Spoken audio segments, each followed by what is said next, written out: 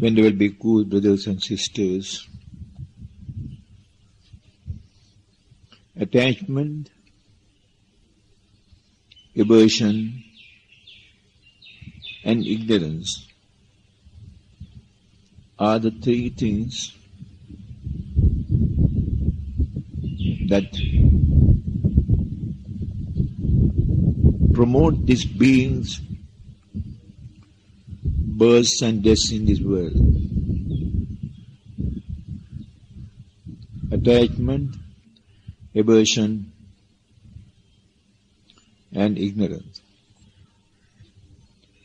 These three things you produce as a whirling every moment. You produce them with the use of your eyes. You produce these things with the use of your nose. You produce these things with the use of your ear. You produce these things with the use of your tongue, body and mind. From the time you get up in the morning, up to the time you go to sleep, it is one mass of productions of aversion, attachment and ignorance.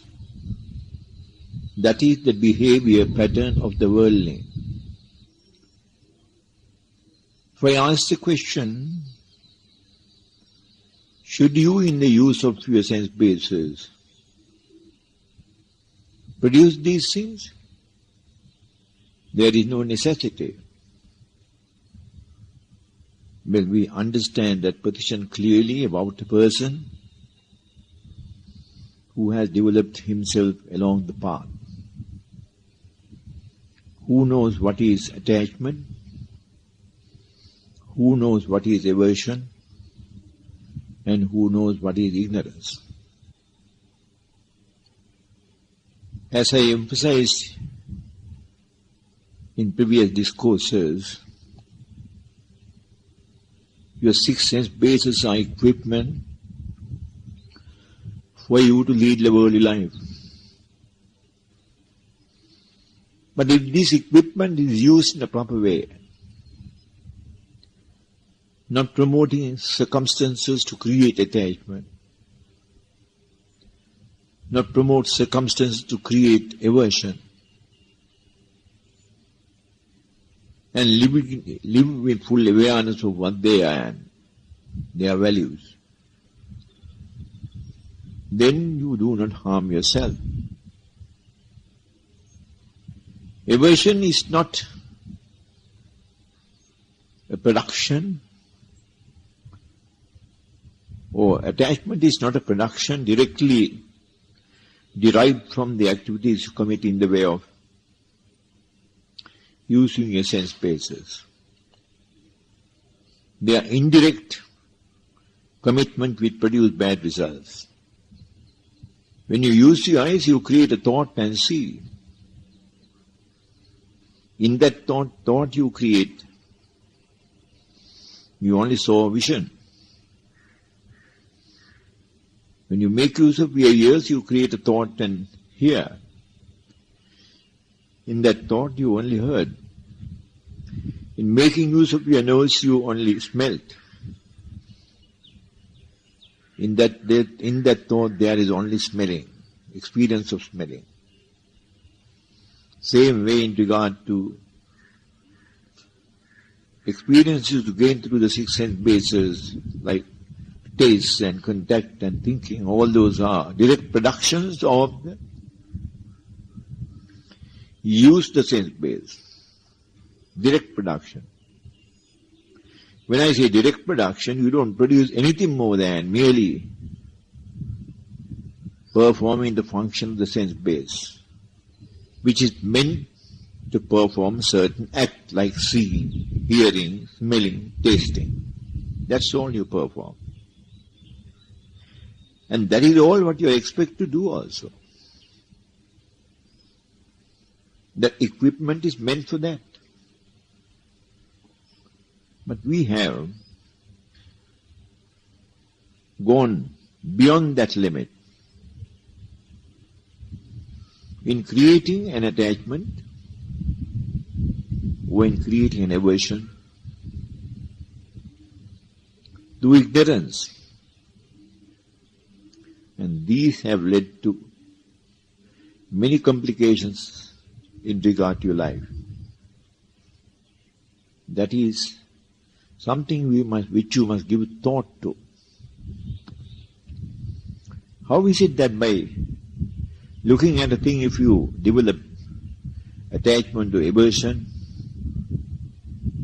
how is it that I create situations where I am creating unnecessary suffering to me? How is it that I, having heard something as a result of a creation of thought, go beyond the limits of creating attachment to aversion? How does that create misery to me? Likewise, in regard to other sense spaces, if you carefully think, all these activities of the six sense bases ultimately lead you to suffering. Because you commit acts which are not necessary. You commit acts because you have got used to committing such acts in ignorance.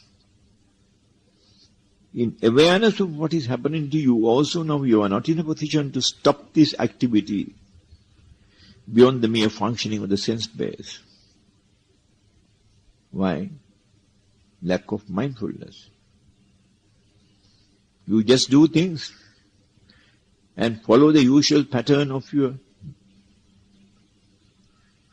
activity by the consciousness, which leads you one step to another, one step to another, till such time you are suffering. Before we go to that aspect of it, let me clear this point to you that all the sense-based activities,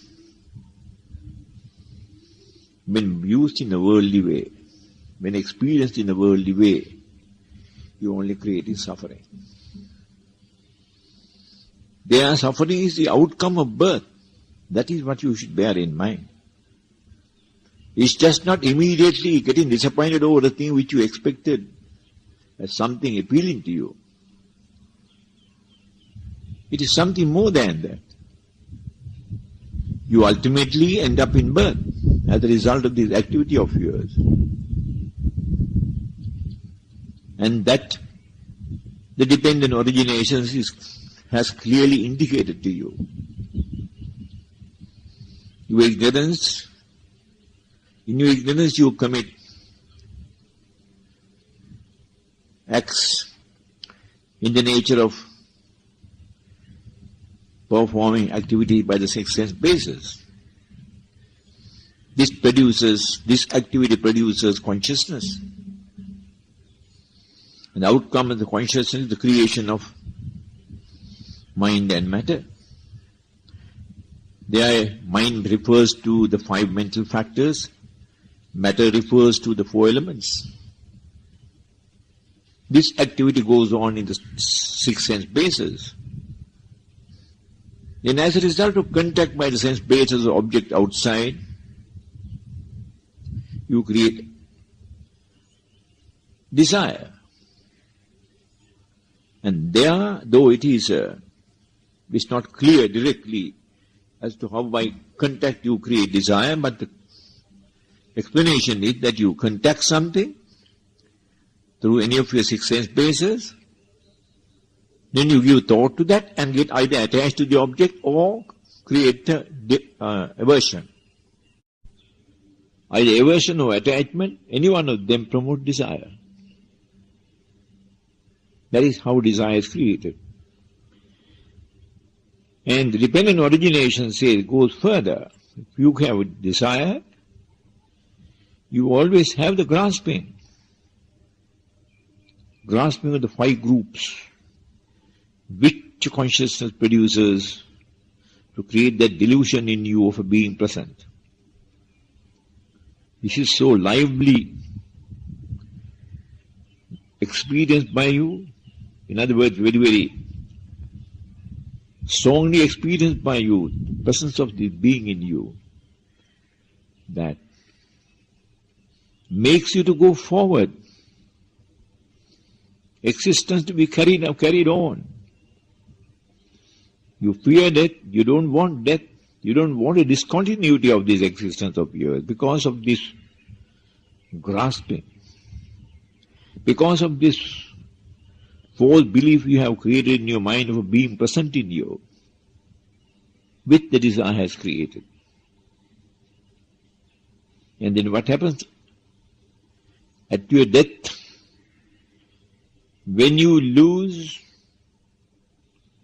consciousness of the sense bases, the mind only remains. That's the last thing that you give up at the time of your death. But prior to you breathe in the last, the karmic force reacts on you. No one can say how that happens. It is more or less automatic occurrence in any person who dies.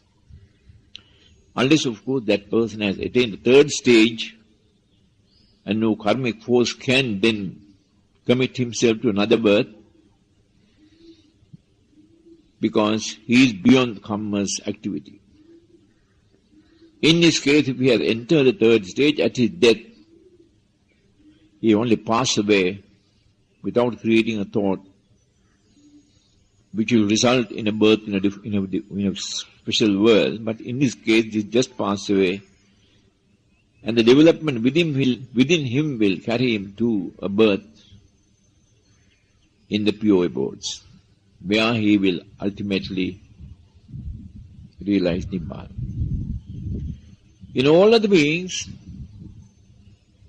the karma reacts on him at the last stage. When you cannot see, when you cannot hear, when you don't feel the legs and hands, their movements, all dead, only the mind remains. You are fully aware that you are going to pass away, and you become very helpless. All that confidence you had, living in the world, creating a world, all that has vanished now. You are not in any world now as such. Because the eyes created the world, the ear created the world, the nose created the world, tongue created the world, the contact with the body created the world, and only thinking is left. Now you are helpless, and at that stage the karmic force reacts on you. Your memory will bring back to you an incident where you have committed an act. Maybe a good act, or maybe a bad act. It all depends upon the impression the act has created in your mind. So that the recollection of that act is very clear. It may so happen that you have committed a bad act and it has always disturbed your mind now and again. Though it is a past incident, still reflections or memories of that incident disturb you. Why didn't I do that? I should not have done that. And such memories are the memories that very often plays a vital role at the last moment when you are about to breathe your last. You see the very act being committed by you. If it's something wrong, something harmful to somebody, you see the very act being committed by you, and along with that vision you also get depressed. Your mind also will fall in keeping with the temperament you adopted at the time you committed the act. It's so realistic. Therefore you can imagine what temperament you will be in. For instance, if you saw something in your vision which you don't like to recollect even, but it so happened that you have done it, therefore It's come back to you now. And it is, you hang on it, there's no option. That is the only thought that has arisen at this moment, therefore you just can't. You have never practiced silencing on the mind when it's something, you are always hanging on some object to your mind. And when this object appeared, you just grasp it. Because you are in a desperate position, as you have lost the world by this time. And the reaction of that grasping is a birth in keeping with that act you have committed. If it is a good act, certainly you will be born in a good world, maybe in a heavenly world. Or if you maintain, let us say, your mindful development in your samadhi, and at that moment that goes up and up and up because you are very conscious that's a development which you have created and which you are happy about, always recollecting and living in samadhi, you will see that you also develop the same samadhi at that time. Your mind falls back to that, then the natural incident is that you will develop samadhi. And if you develop the first absorption and pass away, then you will be born in a luminous world befitting that standard of development in you. Second absorption, third absorption, fourth absorption, like that. If you live in those absorptions, so at the time of death, if your mind was in such absorption, then you will be born in a world befitting that. That's luminous worlds. That is how you gain your births you see in higher worlds. But a birth in heavenly world will never keep you permanently. That also you will be there for a period. The luminous worlds also, it all depends upon how much of strength of mind you have developed to earn a longer period, otherwise a short period, medium period, or a long period will be the outcome and you will be out of that place. They are all temporary abodes, created for you in keeping with the temperament you have built up at the time of your parting. All this is the birth. Whether in the heavenly world is also a birth, whether the luminous world is also a birth, whether in the human world is also a birth, or in the hell world is also a birth, nothing else. And it is this birth ultimately that leads you to suffering. Birth leads you to suffering. Jati jara vyadi marana soka parideva dugdomna. Those are the descriptions given about the suffering you will be subjected to. But why should one be creating such circumstances? Should you ask the question, in every instance you experience something through a sense base, should you develop aversion or attachment? Both of which are factors governed by ignorance. Can't we just see and see only and forget about it?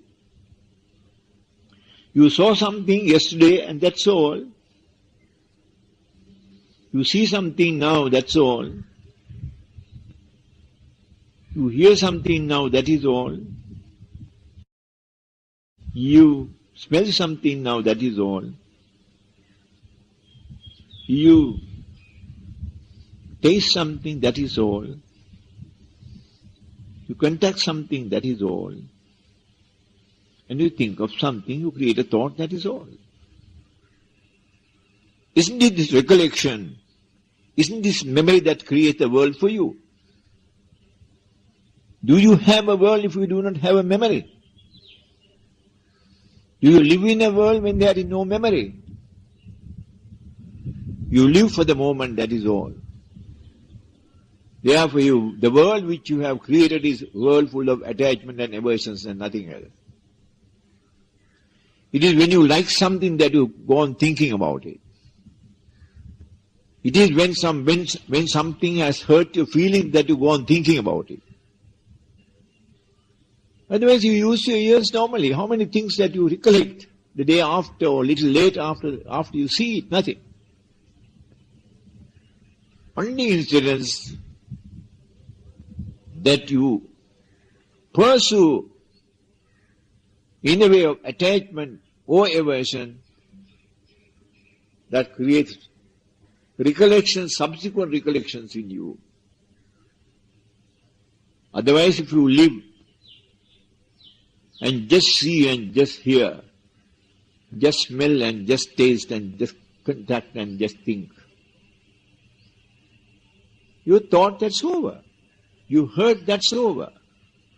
You smelled that is over. You experience something through a sense base, that's over, for the moment only. Then I ask you the question, is there a world for you? There's no world for you. You live the period you are expected to live due to the span of life Karma has given you. When you pass away, that's all. There's nothing to recollect and cling on to, or grasp, or go after. Which you have just lived, that's all. Therefore, the world that you have created is a world of aversion, attachment and ignorance, nothing else. And isn't that what the Buddha is trying to create in you, brothers and sisters? He always says, don't cling to anything. Don't get attached to anything. Don't pursue anything and experience purposeless because occurred and over.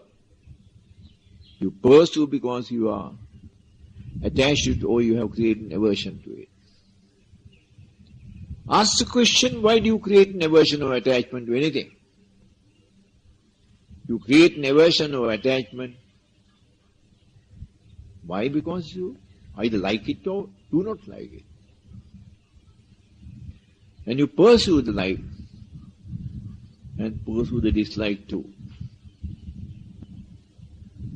That creates an impression in you and you live in that impression. That is the world you create. So you are contributing moment to moment by living in that fashion to create the world where you to live, and you are living in that world. If you can see and forget what you have seen, you only saw, that is all. If you can hear and you only heard, that's all. If you can smell, and that's all you smelled. If you can taste something, that is all. You tasted it at the moment. You felt the taste, nothing more. If you conducted something, that is all. You felt the contact. You have forgotten about it now. And a thought arises and pass away, that's all. Will there be a world for you to live after that? No. There's no world for you to live after that. You don't create any world after that. You don't aspire to live in a world after that. Because such activity has completely helped you to give up your desire. You have finished creating worlds for you. The desire is no longer existing in you because it's not been fed by your activity. That force is maintained by you so long as you maintain it. If you do not maintain it, then that force cannot exist. You promote the force, therefore the force remains. And that force is desire. You promote desire because you pursue your experiences, which are of no use. When something has occurred, it has occurred and passed away. That is all. That's the realistic aspect of that occurrence. What is the purpose you are thinking about it and getting attached to and creating aversion to it? Because such creation is just only a mental creation, nothing can be done. You only create an unpleasant situation in your mind. Something has occurred, has passed away, that's all. Thereby you will not create a world for you. You will live in the present moment. When you think of the world that is around you, aren't they all contributions by memories of yours?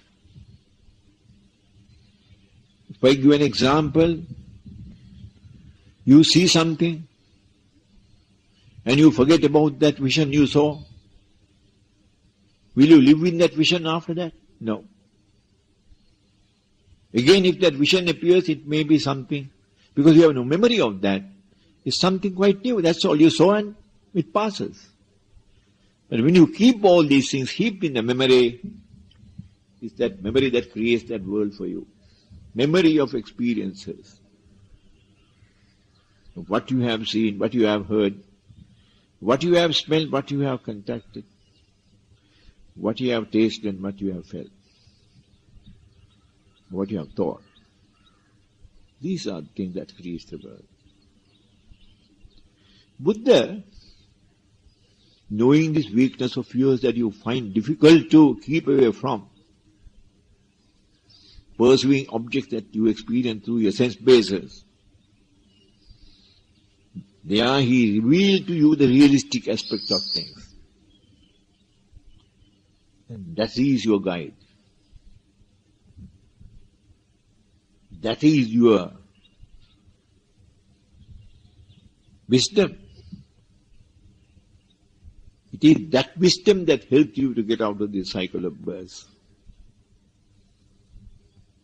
Only thing is, are you applying that wisdom to your day-to-day occurrences? Do you look at a thing and see the vision and forget about it because there's nothing? Look at a thing and see the vision and forget about it because there's nothing existing in that vision which you have created. It's just a vision only. And you know that act as something arisen and passed away. When you hear something, it's just an act arising and passing away. There's nothing left over in that time. When you taste something, that's also arisen and passed away. For the moment, your mind creates a situation to experience that act, that is all. Mind creates the thought, you experience it. The mind, that thought that mind created, that passes away, you experience it also forgotten. Isn't that the realistic aspect of our life? And what we are doing now is maintaining ourselves in a world created by something which you have in your imagination created, artificial. That's not your true self. So you create the world for yourself. You live in the world for yourself. And Buddha always said that the world is rising and passing away. Isn't that the truth? The world is arising and passing away. Why? Because the world you are living in is a world of creations by you and nothing else. And what creations? Not physical creations, but mental creations. Those mental creations arise and pass away. And you continue to live in the memories of those incidents which have arisen and passed away. They are all memories. And Buddha, for instance, to give you strength to realistically understand a situation and keep away from memorizing these things or keeping in your memory these things, he said that all things are impermanent. What is the best lesson you could learn about all these things? You couldn't have learned a better lesson than impermanence. Because if you rightly understand the full implications of impermanence, you will always live in that. because that is the truth. Undisputed, unchallenged truth. Everything is impermanent. So if everything is impermanent, is there any value to what that can be given to what you see? Any value that can be given to what you heard? Any value that can be given to what you have seen or what you have experienced as smells, experienced as tastes, the contacts you have had, the thoughts you have created? No value can be given. All impermanent. Knowing your weakness that you find difficult to get rid of some of these memories which are in your mind, created as a result of the enjoyment you had or as a result of the disappointment that object has created. These have got fixed in your mind and you live in a world of creations by you. Therefore Buddha says everything is impermanent. So what is the value you can attach to anything you see? Nothing. Impermanent. And advice given by Buddha is, if you cannot assess the proper values of the experiences you gain through your six sense bases, at least accept the fact that they are all impermanent. And whenever you make use of your eyes, always give preference to impermanence. That memory must arise in your mind. Impermanent. You see something is impermanent. Next thought that arises is, first thought is you see, second thought that arises should be in your mind, impermanent. When you hear, impermanence. When you smell, impermanence. When you taste, is impermanence. When you contact something, is impermanent. And also when you create thought, that's all impermanent. If you have rightly taken this gospel truth into your mind, planted it so well that it is not a thought that you can ever forget. And always you have your preference to the arising of that thought in every experience you gain through. Therefore it is lively in you, always directing you, always keeping you reminded. When the eye begins to deceive you by catching a point and hanging on it, the mind says, don't hang on that object, that is impermanent. When you hear something sweet, the nature of a song or something like that, and you get enamored by it and listen to it a little with attachment, there the recollection comes. That is impermanent, don't attach yourself to that. That memory, that mindfulness must bring about that. That is the armor you should always wear. That is your protection. That is your defense. That is the only thing that can guide you in the right way and nothing else. Money, gold, all those are misdirecting you. Wealth, position, power, all those are misdirecting you. That nothing which the worldlings accept as very valuable, very expensive and very profitable, those things are all enemies of yours in respect of a realistic approach in life. The only true friend you would have will be always the promptings by the heart that everything is impermanent in this world. Everything is impermanent in this world. Everything is impermanent in this world. You may see the beauty of beauties here. Impermanence. This truth has got so much impregnated in your mind, got very well settled in your mind. You can't escape that by any vision you see, because after the vision, there arises only in you the truth, impermanence. Can you go beyond that? You can't go beyond that. No attachment can be created in your mind after that when the impermanence takes firm hold of your mind. And that you have practiced so well, that you have given preference always to this good thought, this excellent thought, this wisdom, that it always plays that vital role, protecting you, directing you in the right way, and guiding you in all respects. That is what you should bear in mind. It's rather difficult to bring that into your mind now. Why? Your mind is believing in something opposite to that, permanence. That's the worldly way of looking at things. Having accepted this false value given to everything that you experience through your sense base as permanent, you find difficult to get the truth into your mind.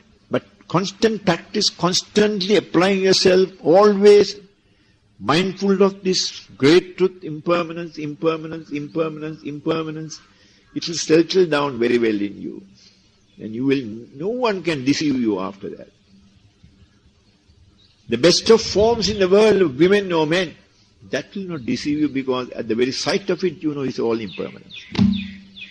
The best of tastes of your tongue, that's all impermanent. Anything that can, in normal circumstances, mislead a person with that great vision in you, with that great truth planted very well in you, with that, so to say, unchangeable, realistic truth planted in you, you will never be misled. You will smile, that's all. In the presence of any object that may distract any other person, but you are smiling because you see the truth in that object that has attracted many, but not attracted you, because you see the truth. That is the thing that we have to. Therefore, do not create worlds of memories. All memories in the past are all mental creations. More you live in them, more you recollect and think about them, the more you fix the world you have created around you. World of deception. World that is leading you from birth to birth. Therefore you shall not create any world. Live in the present moment. You see only. You hear only. You smell only. You taste only. You think only. You contact only. That is all where your life is concerned. Yesterday, that's all. I don't think of yesterday. This moment is the moment I live in. Because you are an action of cause and effect only. Body may be a covering given to you by karma, with a period fixed on that body to last. But your mind, we rise and pass, we rise and pass, we rise and pass, we rise and pass, for the moment only. For the moment only. Of course it will last till the body lasts, because it has lived in and maintained that body, the karmic force. And the mind is also a worldly creation. But you, in your consciousness, live in the moment, the present moment, that is all. You must give thought to these things, brothers and sisters. When you are free, then you will realize these things day by day, and ultimately lead yourself in your development to liberate yourself from this earth, from this birth, so to say. May you all attain